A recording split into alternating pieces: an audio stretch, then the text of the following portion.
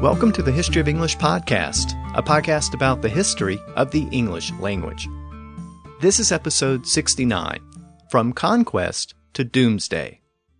In this episode, we're going to continue our look at the Norman settlement of England. We'll look at how most of the land in England passed into the hands of the French-speaking nobles. This process not only brought the feudal system to England, it also brought the French language to the peasants out in the country. And that development is fundamental to the story of English as we go forward. It meant that French wasn't going to be limited to a handful of retainers in the king's court, as was the case during the time of Edward the Confessor. It wasn't going to be restricted to a small group of people around Winchester or London. Instead, the French language of the nobles was destined to penetrate every nook and cranny of the country, and that meant that no one was exempt from the influence of French. Even the isolated peasants were going to have to pick up some French words to communicate with their new masters. So this time, we'll look at how that process came about. But before we begin, let me remind you that the website for the podcast is historyofenglishpodcast.com. And you can always reach me directly by email at kevin@historyofenglishpodcast.com. I'm also on Twitter at EnglishHistPod. Now last time, we explored the years immediately after the Norman Conquest. We saw that William the Conqueror initially tried to work with the existing Anglo-Saxon bureaucracy. But after the country rose in rebellion, he began to replace the native Anglo-Saxons with French-speaking allies. And we also looked at how this process played out within the English church. But of course, it wasn't limited to the church. It extended into almost every aspect of English society. And it extended into the English countryside. When historians say that the Normans brought the feudal system to England, this is really what they're referring to.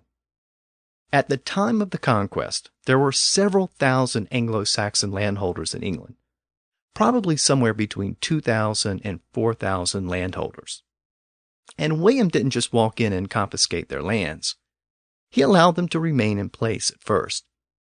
But it was Norman policy that any landholder who rebelled or challenged the king's authority automatically surrendered his lands to the crown. And that was really the process by which most of the Anglo-Saxon nobles lost their lands. As we now know, from the late 1060s through the mid-1070s, there were continuous rebellions. Through this process, most of the lands held by the Englishmen had been claimed by William. William then turned around and granted those lands to French supporters in exchange for fealty oaths. So he basically recreated the feudal structure that had existed back in Normandy. Within a couple of decades after the conquest, the total number of landholders had been reduced from several thousand Anglo-Saxons down to around 180 barons, almost all of whom were French. Of course, those French-speaking barons then delegated that land to their own vassals. So once again, we see the same type of structure that was common in feudal Europe. For the native Anglo-Saxon landholders, there were no good options. Some of them died in battle during the rebellions. Some fled the country and went into exile.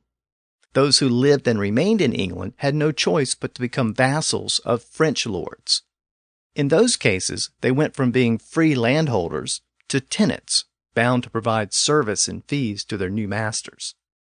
The feudal system had finally arrived in England. This process not only shifted landholdings from Anglo-Saxons to Frenchmen, it also concentrated the land into the hands of a relatively few barons. And this new class of barons had a great deal of power based upon their massive landholdings. As was customary, many of the landholders were appointed to various government positions as well. Now, it's important to point out that the process of redistributing land from Anglo-Saxons to Frenchmen was a piecemeal process. It didn't happen in one fell swoop. When an Anglo-Saxon noble rebelled or challenged William's authority, he surrendered his land, and it was then parceled out to one or more of William's supporters. And this process continued over several years as the rebellions continued. As a result, a baron might end up with a parcel here and a parcel there. His lands were usually scattered all over the country. It wasn't exactly a clean and orderly process. Now, some historians have argued that William did that on purpose, to prevent the barons from having large estates concentrated in one place. That way, they couldn't become many kings with a power base that might challenge his authority. But it's just as likely that the estates were spread out due to the piecemeal nature of the process. Either way, this process occurred so quickly over such a large area that it wasn't always clear who got what. Sometimes various barons would lay claim to the same lands, and sometimes when a baron received multiple grants, each grant might have been on different terms, so his obligations for one tract might have been different from those of another tract. And this started to become a problem for William. It was especially a problem for the collection of taxes. William continued to impose the land tax, called the Danegeld, and the collection of those taxes depended upon a good and accurate knowledge of what land was out there, and who had the obligation to pay the taxes on that land. So these competing claims had to be resolved. Now, local officials sorted out the mess as best they could, and they tried to resolve disputes when they arose. When the disputes were documented, they were recorded in Latin. And in Latin, these disputes were called clamorus. That Latin word clamorus produced the French word clamer. And English borrowed that French word as the word claim shortly after the Norman Conquest. So the word claim came from the Normans. And those competing claims sometimes got very heated, and that could lead to a lot of clamor, another French word from the same root that passed into English around the same time. Now, claim and clamor are both French words that came from Latin, and both words ultimately came from an Indo-European root word, which was kala, and that word meant shout in the original Indo-European language. So if you have an argument with someone and you're stating your case, you might shout or raise your voice. And if you make a claim to something, you might raise your voice to be adamant about it. And if a lot of people are yelling, that might create a lot of clamor. So that's the connection between claim, clamor, and the Indo-European root word, which meant shout. Now let's explore the history of this root word a little further, because it produced several of the earliest French words to pass into English after the conquest. Going back to the time of the Romans, that root word, meaning shout, produced the Latin word cholera, meaning to call out or proclaim. And on the first day of each month, priests would shout out and call the people together to announce the days on which the upcoming festivals would be held. Most people didn't have a way to keep track of that otherwise. So that meeting on the first day of each month was important to let everyone know what important days were coming up. And that ensured that those holidays would actually be observed and kept sacred. From that Latin word cholera, this day of gathering on the first day of each month came to be called the calendae, or the calends. In Roman banking, monthly interest payments on loans were usually due on the calendae, the first day of each month. And the lender's account book came to be called the calendarium. And that word passed into French, where it referred to any list or register of items. The word then passed into English as calendar. And in fact, that word appears in one of the earliest documents written in Middle English around the year 1200. And just as today, it was used to refer to a document that listed the various days and months of the year. So calendar comes from the same root as claim and clamor, and it relates back to a time when Roman priests called everyone together on the first day of each month.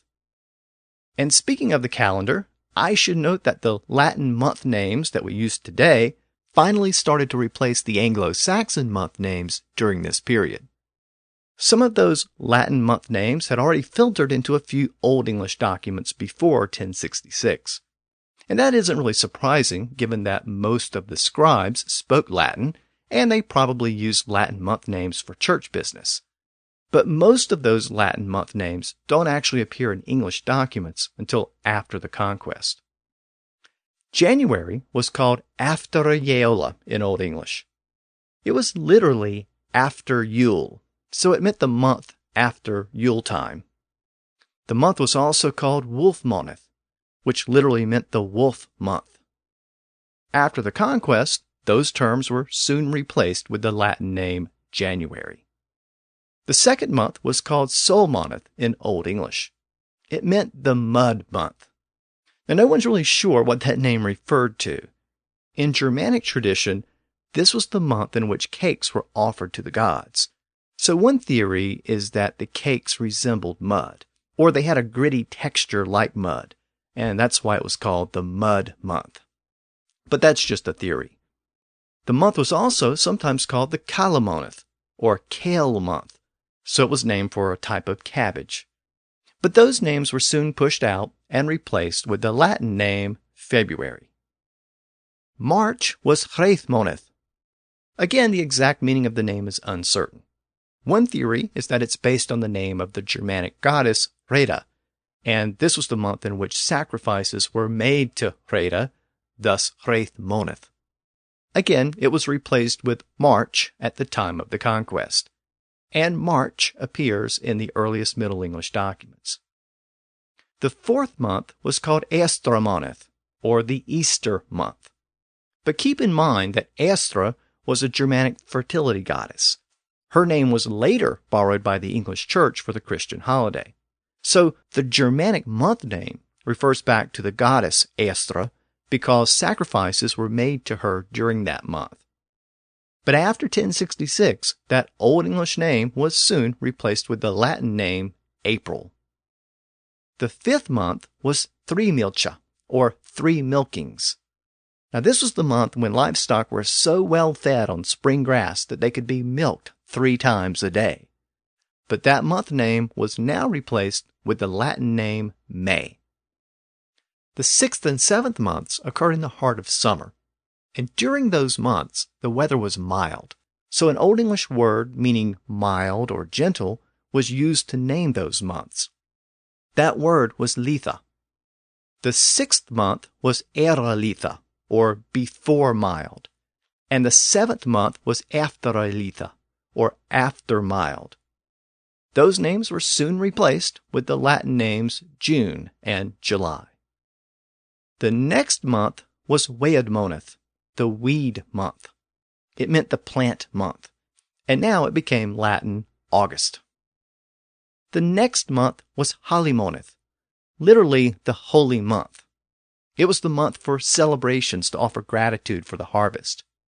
It was also sometimes called the Hervesmoneth, literally the harvest month. But now it was replaced with Latin September. The 10th month marked the beginning of winter in Anglo-Saxon culture. Winter officially began with the first full moon during that month.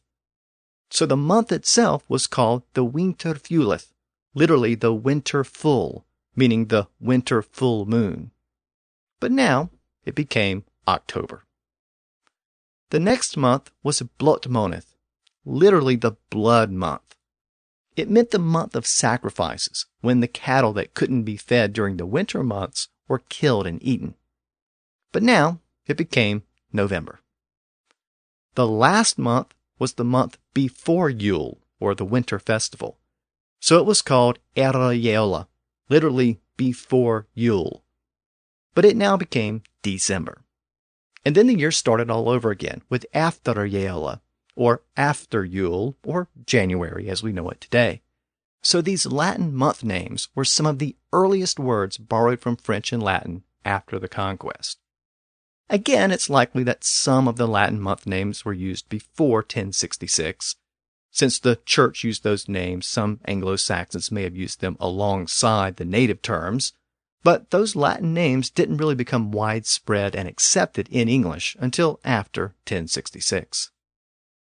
So the word calendar and all of the Latin month names in that calendar became English words. And I began that digression by mentioning how the word calendar was related to words like claim and clamor. They're all cognate because they came from the same Indo-European root word, meaning to shout.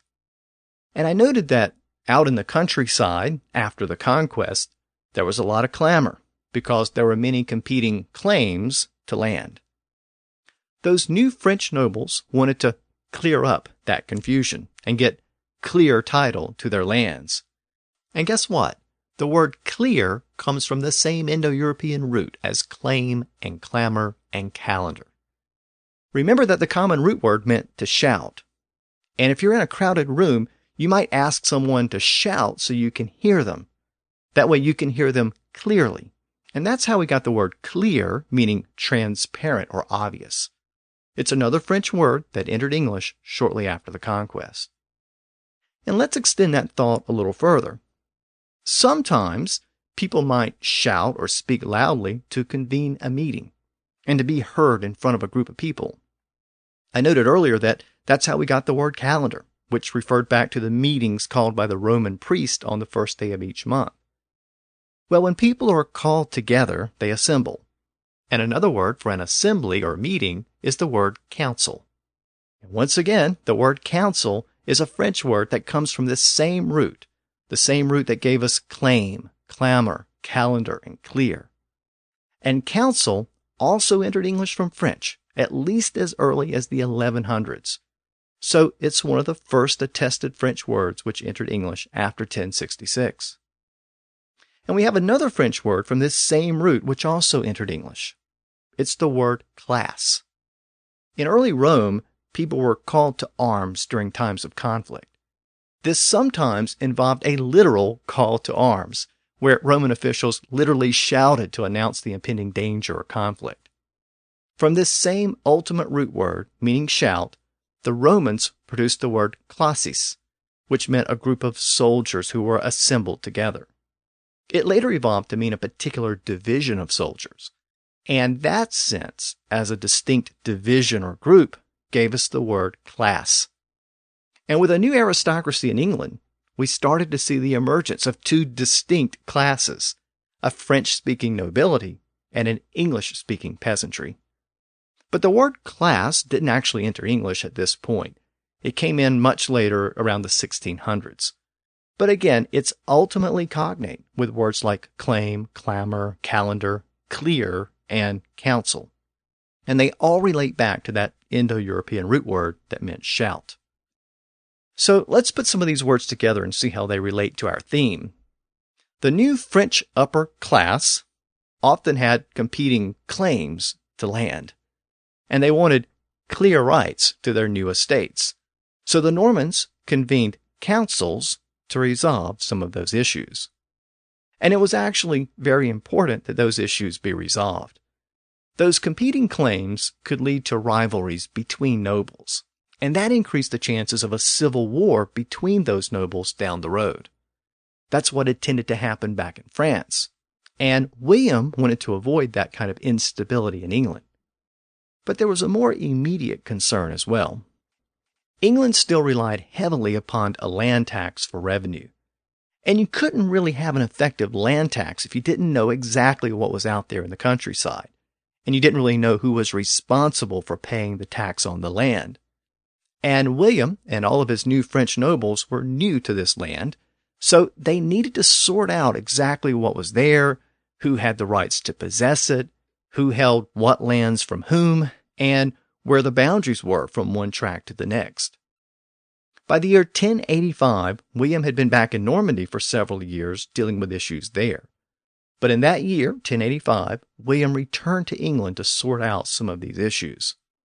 At Christmas of that year, he held a meeting or council of the most important landholders in England, most of whom were now French. And at that meeting, he announced that he was ordering the preparation of a massive survey of all the land in England.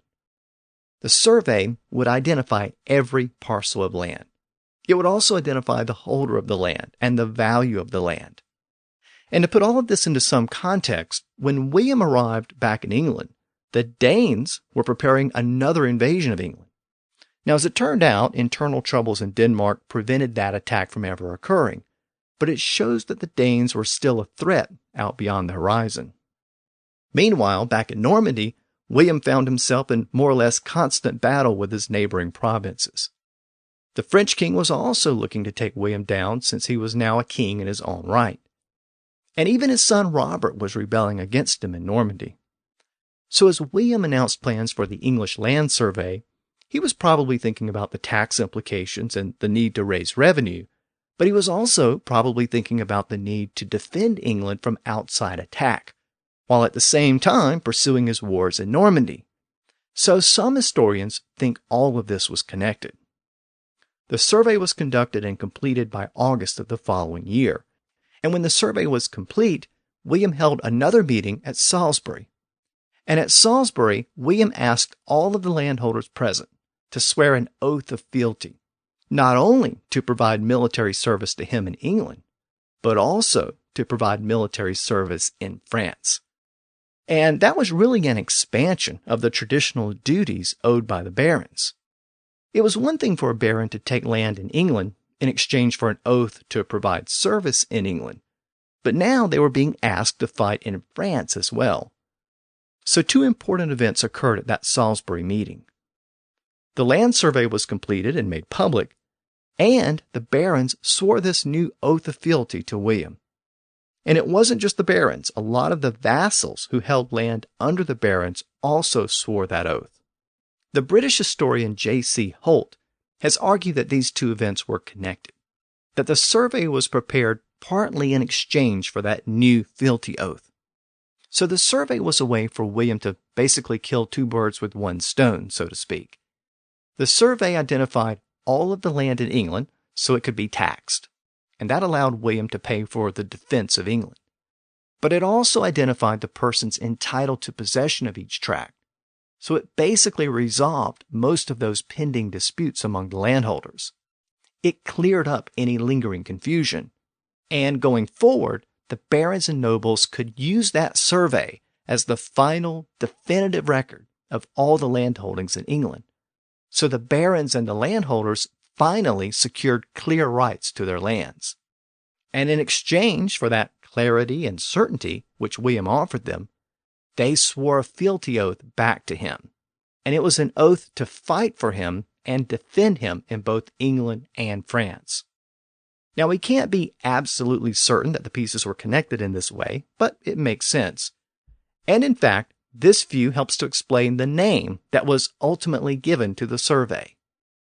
Like most official documents, the survey was written in Latin.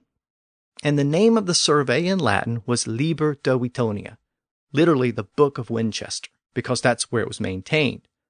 But it wasn't just a survey. It was the final, definitive word on land ownership in England. If two landholders disagreed over the rights to a piece of land, they would appeal to this survey, and they were bound by the survey. It was the final word on the matter, and there are several surviving reports of this process at work. During the reign of William's son and successor, William Rufus, an abbey in Norfolk appealed to the survey seeking the return of certain lands. And the abbey got those lands back because it was identified as the owner in the survey book. Similarly, in the year 1111, the abbot of Abington appeared in Winchester to claim some lands, and again he proved his case by referring to the survey. So this survey book rendered the final judgment on such matters. It was considered the legal equivalent of Judgment Day. In the Christian tradition, when a person died, the fate of his or her soul was determined on Judgment Day, and that was a final judgment. There was no appeal. So people began to make that connection between the final judgment rendered by this survey and the final judgments rendered on Judgment Day. But judgment was a French word, not an Old English word. The Old English word for judgment was domus. We've seen that word before. It also gave us the word deem in the sense of making a judgment about something, to deem it to be good or bad. And Old English had used that word domus to translate Judgment Day into Domesday. And now the Judgment Day book became known in English as the Domesday book or Doomsday book. And the Doomsday book continued to provide the final judgment in any dispute over land in England. The Domesday book was very unusual for its period. There was nothing else like it in Western Europe. The amount of detail was incredible, and it remains an essential source for historians of medieval England. In fact, the process by which the survey was assembled is mentioned in the Peterborough version of the Anglo-Saxon Chronicle, which remember was the only version of the chronicle that was still being maintained in English at this point. And the scribe who recorded the entry indicates just how intrusive the survey was. And his tone suggests that the native people resented the whole process. It wasn't enough that William sent out officials to record the land. They recorded almost everything else. Cows, oxen, pigs. If it had value, the Norman surveyors wrote it down and recorded it for posterity. The scribe writes of William, so very closely did he let it be traced out.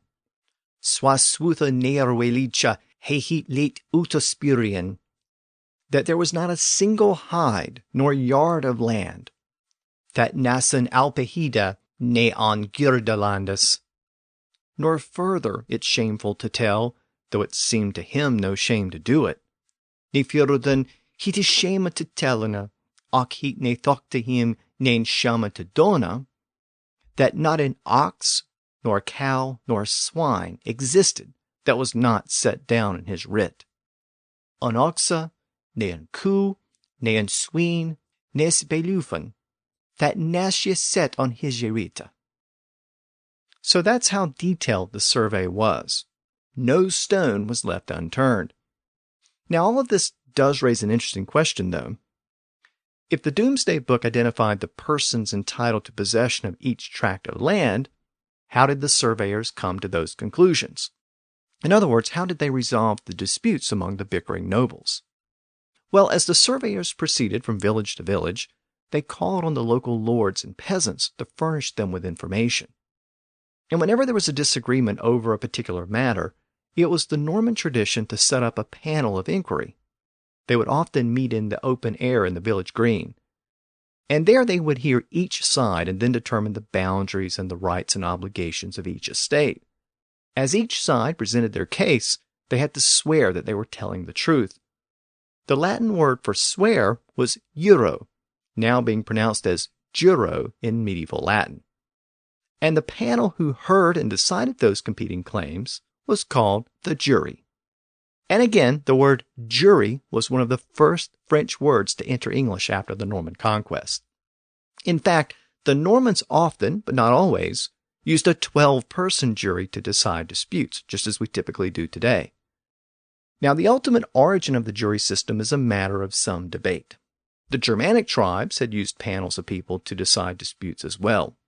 But most legal historians agree that the jury system as we would come to know it came in with the Normans. And certainly the word jury came with them. We'll look a little more closely at juries next time, but I just wanted to note that one of the first roles of the jury in England was to settle these types of land disputes. Of course, that word jury features the same root as words like justice, judge, and judgment. And those words take us back to the name of that survey, the Domesday Book. The words jury and justice were attested very early on, but judge and judgment are not attested in English until the late 1200s and 1300s. So at the time the survey was completed in 1086, the word judgment had not yet passed into English. And that's why English speakers didn't call it the Judgment Day Book. Instead, they used the Old English word domus, and they called it the Domesday Book. Now, I noted that historians of this period salivate over the details contained in the book. And I should note that it's actually two different books because there's so much information contained in the survey. So the survey tells us a great deal about the changes that had taken place in the countryside over the prior 20 years. It tells us that about 90% of the people in England still lived in rural communities. So this was still mainly a rural society. It also indicates that the eastern part of the country was densely populated, but the population in the north was relatively small. And this is believed to be the result of the massive destruction which William had ordered in the north when the rebellions broke out there, the so-called harrying of the north. The survey doesn't give an exact population of the country, but estimates suggest that it was somewhere between 1 to 3 million people. It's believed that a large number of Anglo-Saxons had died over the prior 20 years.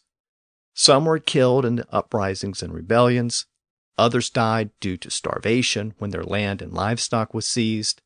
and some estimates suggest as many as 300,000 Anglo-Saxons died during this period. That would have been anywhere from 10 to 20% of the total population. But again, no one knows the exact number. During that same time period, many people from France had continued to migrate to England. Again, estimates vary. Some suggest around 30,000 French immigrants. Others put the number closer to 200,000. It's really difficult to put specific numbers on the migration, but it does appear that the significant loss of life among the Anglo-Saxons was somewhat offset by the large number of Frenchmen who were moving in. They still represented a distinct minority, but their language took on a greater and greater influence as more and more of them arrived. And I should emphasize that not all the Frenchmen were Normans. They were coming from other parts of France as well, especially other parts of northern France. I noted a couple of episodes back that about 1/3 of William's army at Hastings was made up of Bretons from Brittany. By the time of the Domesday Book, as much as 20% of England may have been held by Bretons, not Normans. There was an especially strong concentration of Bretons in southwestern England, in the Welsh border regions.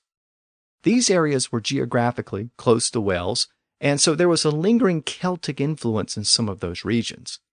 And you might remember from earlier episodes that Brittany had been founded in part by native Celtic-speaking Britons who had fled Britain when the Anglo-Saxons arrived several centuries earlier. They had poured across the Channel to northwestern France. And that's why Brittany came to be called Brittany, because many of the people who settled there came from Britain. And the Celtic connections were still strong there in the 11th century. In fact, to this day, Brittany is the only place outside of the British Isles where a Celtic language is still spoken. As I noted, a lot of Bretons had fought with William at Hastings. Many of them were landless nobles back in Brittany. A lot of them were the younger siblings of prominent nobles, or the nephews of nobles. They didn't have their own land since they weren't the eldest sons, so they had supported William in hopes of acquiring estates in England, and now they had those estates, and they were being joined by other Breton relatives from Brittany. So some of the new arrivals became vassals of existing Bretons and Normans. And when they arrived in England, many of them chose to settle in the region that many of their ancestors had abandoned several centuries earlier, that region of southwestern England near the Welsh border. And you might remember that the Bretons brought tales of King Arthur with them. The legend of Arthur had begun in the Celtic tradition. He was originally a Celtic leader who had fought against the invading Anglo-Saxons many centuries earlier. Those stories had passed with the fleeing Britons to Brittany and Wales. And now the descendants of those original Bretons were returning to England, and they were bringing those legends of Arthur with them. All of this culminated with Geoffrey of Monmouth's book, The History of the Kings of Britain. It was written in Latin around the year 1136, so that was only 50 years after the Domesday Book. And Geoffrey's history is the work that really introduced King Arthur to the literate world. Geoffrey himself was likely of Breton descent. And while I'm referring to the Breton influence on England, I should note here that one particular Breton family became prominent in England after the conquest. And they later found their way to Scotland, where their descendants founded the House of Stuart. And if you know your British history, you know that the House of Stuart came to rule Scotland. And after the Tudors, they came to rule England as well. So the Stuart kings and queens could actually trace their ancestors back to Brittany. Now, the Domesday Book also tells us the extent to which the French-speaking nobles had replaced the native Anglo-Saxon nobles. As I noted earlier, the survey reveals that several thousand Anglo-Saxon landholders had been replaced with about 180 new barons, almost all of whom were French. Those barons had then parceled out their lands to their various vassals in the feudal tradition. Below those 180 barons, there were about 1,400 medium-sized landholders or vassals. And out of that 1,400, only about 100 were Anglo-Saxon. Under them were about 6,000 subtenants. And here's where we actually find a significant number of Anglo-Saxons. So many of the Anglo-Saxons were now leasing lands that they had once owned. To put it another way, they had been bumped down the social and economic ladder. Now, as I noted, the Domesday Book was completed by the time of that large meeting at Salisbury in August of 1086. So the conquest was now 20 years old, and William was nearing the end of his life. It's probably fitting that the Domesday Book was his last great accomplishment as King of England, because it confirmed that the Norman Conquest had been completed. It legalized the massive changes that had wiped away most of the English landholders and put Frenchmen in their place. In incredible detail, it lists the names and holdings of each and every baron in England, but it's rare to find an English name listed among them. I should note here that I've referred to these nobles as landholders, not landowners, and I've been very careful about that, because technically none of these barons or nobles owned the land. The only person who owned the land was the king, William. Everyone else, even the 180 barons, held their lands through him, or through the lord above them. This is the basic element of the feudal system, and now the Domesday Book confirms that it had been transplanted to England.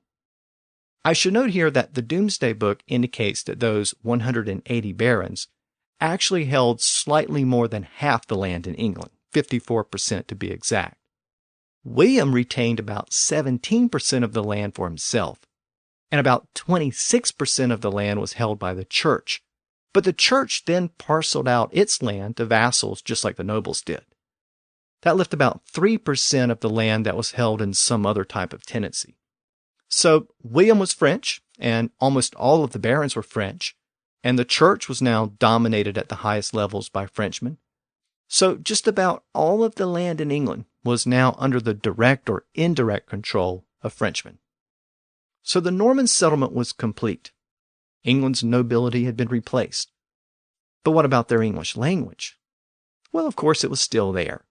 We're only 20 years removed from Hastings, so everyone who spoke English before was still speaking English. But now they were doing it beside French-speaking nobles and clerics. At this point, in the late 11th century, there was still a clear divide between the new French-speaking aristocracy and the English-speaking commoners. Their languages were still distinct, so we don't have Middle English yet. But over the next couple of centuries, the two languages started to blend together, and a new form of English emerged. But ultimately, it was still English. Yes, a lot of French words had come in, but the people who spoke English didn't give up on their native language. They didn't start to speak an anglicized form of French. They kept their native language and they added a heavy dose of French vocabulary to it. To emphasize this point, I want to look at a history of the Norman period that was written about 200 years later by a writer named Robert of Gloucester. He wrote a history of England that included the period after the Norman Conquest. And he noted the linguistic divide that existed shortly after the conquest. He also wrote about the resiliency of English during that period and the period that followed. Now, since he was writing around the year 1300, that means he was writing in a very early form of Middle English. So I want to take you through this passage. First, I want to focus on the substance of what he wrote. So here's a completely modern translation of his account.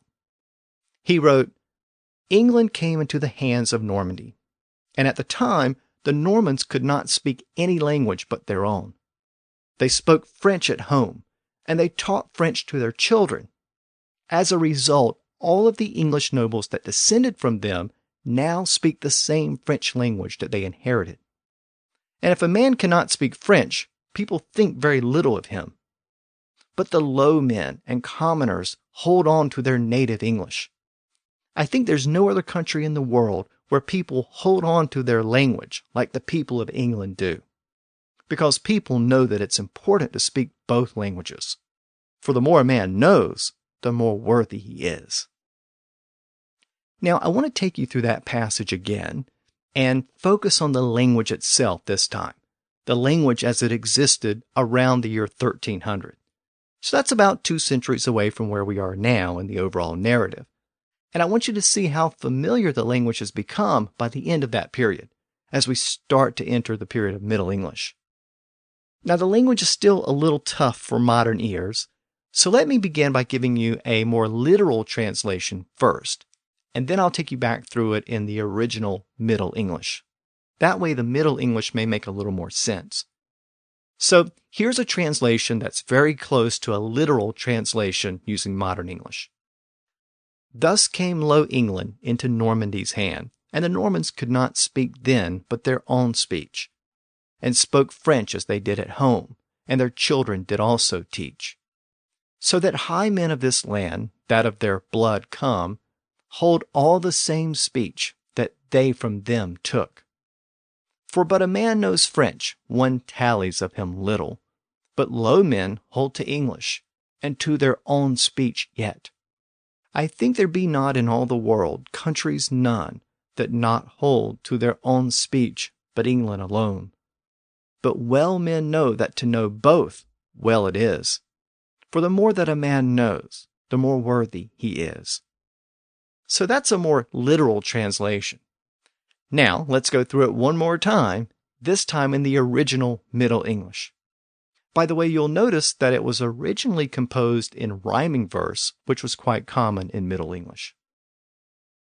Thus kom Low England into Normandy's hand, and they Normans ne could spake tho, but to her own speech, and spake a French as he do at home, and our children do also teach. So that high men of this land, that of her blood come, holdeth all a thulk speech, that he of home nom. For both a man con French, me telleth of him lute, ac lower men holdeth to English, and to her own speech yute. Each way in a theatre ne beeth in all the world, country as known, that ne holdeth to her own speech, but England own. Ac well may what uro to con, both a well it is, for the more that a moon can, the more worthy he is. Now, a few things stand out about that passage. First, it's still a long way from modern English, but it's starting to sound more familiar. The grammar is still a little odd, and there are still some strange words in there, but we're getting closer to modern English. One thing that stands out is the use of multiple negatives. The prohibition against double negatives had not taken hold yet. People still use double negatives for emphasis. In fact, Robert uses a triple negative. He writes, I think there not be in all the world countries none that not hold to their own speech, but England alone. Now try getting that past an English teacher today. The other thing that stands out about that passage is that all the words but one are from Old English. And that one exception is the word country. The word country was an early borrowing from French. Old English just used the word land. Someone might be from another land. And in fact, Robert used that word early in the passage. He referred to high men of this land. But later, he uses countries, primarily referring to foreign countries. So that's interesting. And maybe the etymology of the word country helps explain that. Country comes from the Latin word contra, meaning opposite or against. We still have that sense in the word contrary. So the original sense of the word was a foreign or new land. So it's interesting that Robert chose to use the word country, the only French word he used, to describe foreign nations. Of course, today we use the word country in a different way, to refer to the countryside. When we speak of rural areas, we speak of the country. People might live in the country and listen to country music. And I make that point because it shows that the nations of the Middle Ages were mostly rural societies. When people thought about a country, they thought about vast stretches of land. They thought about the countryside. It was the same way for Old English land. Land referred to the land you were standing on, and it referred to the nation you were living in. They were two sides of the same coin. And that's why the redistribution of land was so important to the history of England going forward. That fundamental connection between homeland and country and countryside was now broken. Over 90% of the English people lived in the country, but it wasn't their country anymore. And the English peasants still worked the land, but their land now belonged to the French.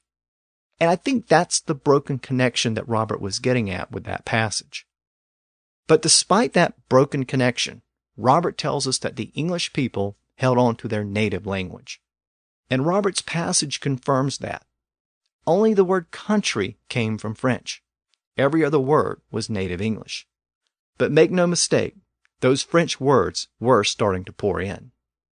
So next time, we're going to continue our look at the transition from Old English to Middle English. We'll also look at William's death and the sons who succeeded him. And we'll see what life was like for all those English-speaking peasants out in the countryside who are now living under French-speaking lords. So until next time, thanks for listening to the History of English podcast.